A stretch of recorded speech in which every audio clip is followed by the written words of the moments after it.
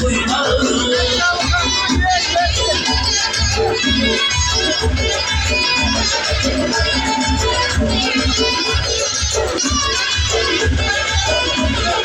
Ay yapardı durup beni emmesi, hani kadın oldu boşuna emmesi.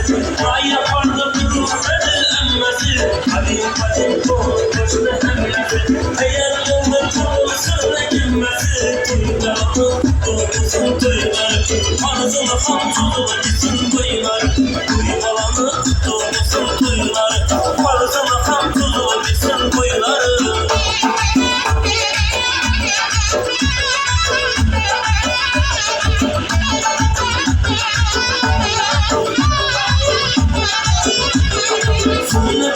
Dedesi aldı sabahı, taşa dedi koyun cevabı.